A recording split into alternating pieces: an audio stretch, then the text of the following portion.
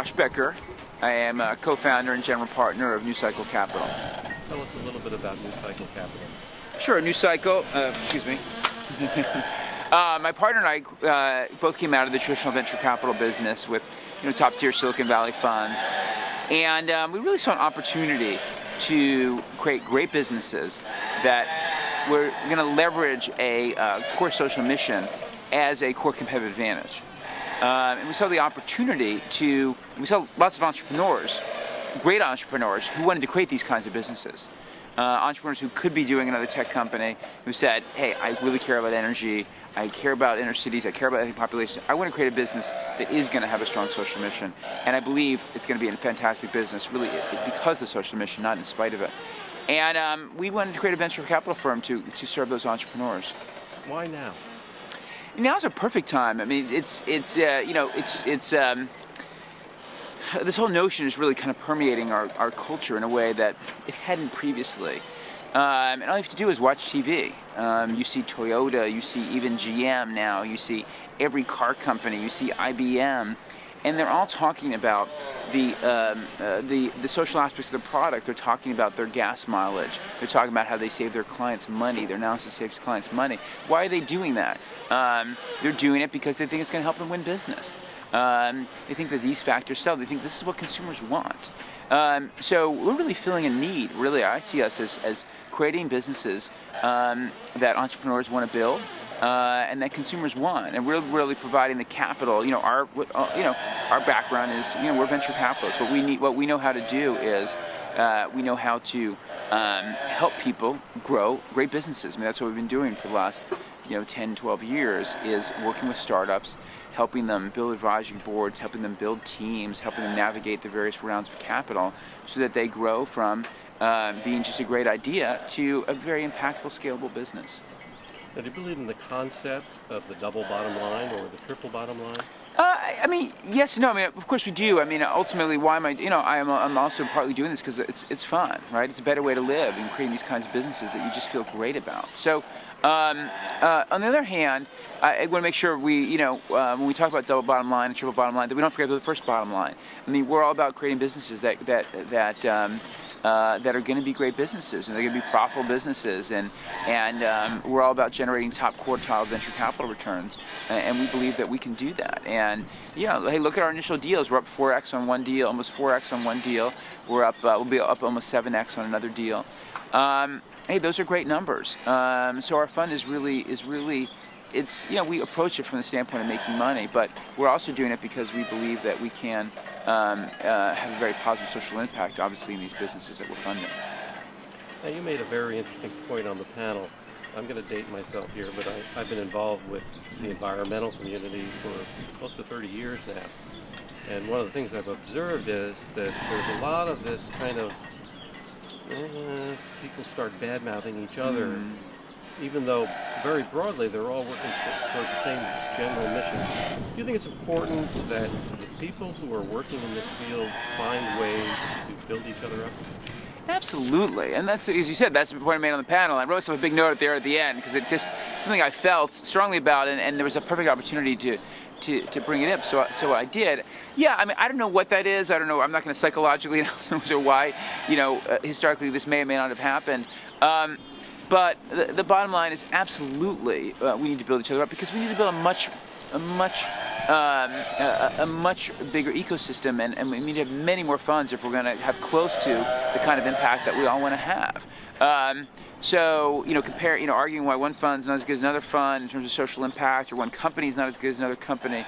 The bottom line is, Tim O'Shea said on the panel there, we can't let the perfect be the enemy of the good, right? There's lots of companies out there that have a really strong social mission, and that can be great businesses, and we need to make sure these businesses get funded, and we're going to make sure the funds that want to fund them get created, because we can only fund a couple businesses a year, and these other funds that sort of share our values can only do a couple of businesses a year, and we need to do more than that.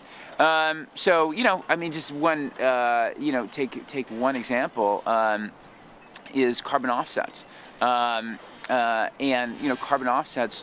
It was initially interesting social phenomenon, and then they got a lot of negative publicity, and a lot of people start saying, oh, carbon offsets, why are you doing this? It's not an excuse, and does that do people think it's going to make up for carbon?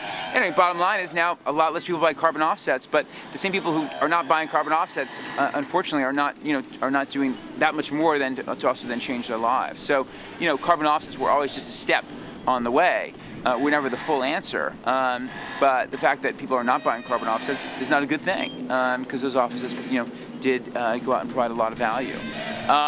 Anyway, it's just one small example, one small, example of this. But again, the broader point is we do need to build each other up, because ultimately the way this is all going to succeed and grow is by successful case studies. We say, there's an entrepreneur who wanted to do something, wanted to create social value, and wanted to create a great business, and look at what they've done.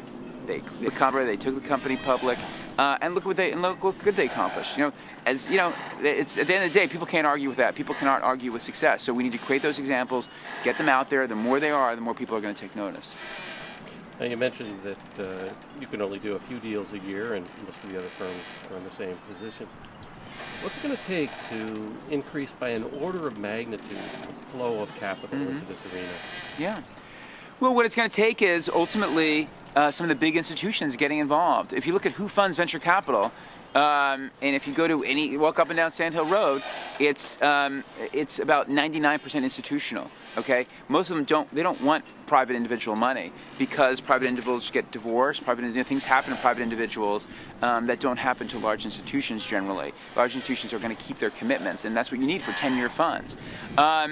But most of those institutions are shying away for these kinds of companies and these kinds of funds, and they have a very, I'll say, a very, I'd say, dated mindset in terms of thinking, hey, I'm gonna, these funds are all going to trade off return, and I can't afford to trade off return. And so until we change that mindset, then we're not going to unlock this capital in foundations that have a social mission. Just in foundations alone, that private foundations that have a social mission, there's estimated about $600 billion. Okay, if we could get 10% of that to flow into these kinds of investments, that's a huge amount of money. We look at college endowments, right? You're talking individual endowments, Stanford, Harvard, Yale. These are endowments that alone have 10, 20, $30 billion. Okay, once we get these folks to start doing this, saying, hey, we want to be doing this. We should be investing in funds and investing in great companies that have big social value. Then we're going to see many more funds. We'll see fund-of-funds being created, which you have in the traditional venture capital context. We need fund-of-funds that can go out and seed new funds, new startup people. I know a lot of folks, friends of mine, that have wanted to go create social venture funds, that I know would generate great returns, but they haven't been able to get off the ground. And so we need to change this mindset. We need to build out a whole ecosystem, and we need to really reach out to these investors who have a very dated mindset and get them to change that mindset. Now, a few weeks ago, there was a conference on clean tech just over the bridge, and I had an opportunity to speak for a while with the guy who's head of this type of investment for CalPERS. Mm-hmm. And I presented the arguments that you just presented to him, and he seemed respectful of them, but then he said something that I thought was very curious. He said, that sounds like a very visionary perspective. What do you say to somebody like that? I have to think about it. I'm not sure what that means. I'd say, again, that's why we got to point to the scoreboard and say we got to look at results, and we got to point to companies that are being created that are doing both, that are creating social value and are creating great returns. We have a company in our portfolio we're up 3.8x on. We have another company in our portfolio we're up 7x on. Sneaker Villa that I already mentioned, we're already up 2.5x up, but we should easily make 10 times our money on that company. If we totally screw up, we'll make 6 times our money. And so I point to the scoreboard and I look at, those other traditional money managers who I'm sure told them they were very safe and conservative and certainly we're not going to trade off social return. They probably just lost 40% of their money. So tell me who's visionary. All we're doing is, listen, venture capital in the day is finding areas where the perceived risk is higher than the actual risk. Right? And that's what Andy Rappaport, he was one of the top investors in Silicon Valley, is investing in NewCycle, and you can ask him this, he'll tell you the same thing. He'll say, that's why there is venture capital. Why do we need venture capital? Okay?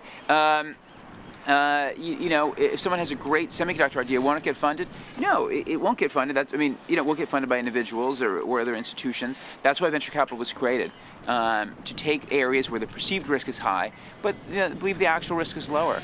And across the board, and we've proved it now in energy, and we're proving it now in other areas involving ethnic populations or fair financial services, or dealing with inner city populations. People think it's very risky. And what we're proving is that the perceived risk is higher than the actual risk, okay? And that we can go in there, which means that we can get good valuations, but we can also create great businesses. And that's how you make money in venture capital. You know, hey, look at the returns of up and down Sand Hill Road. They haven't been too great the last 9 years. And then judge us by our returns in 5-6 years, and, you know, we'll see who's been visionary. Even the conservative investments in today's financial environment are none too safe. Yeah, exactly. I mean, I'm sure if you ask our LPs, the only complaint they'll have is that we didn't call more money earlier. Because every dollar they gave to us was a dollar that probably wasn't sitting in the stock market. It just lost a huge chunk of its value.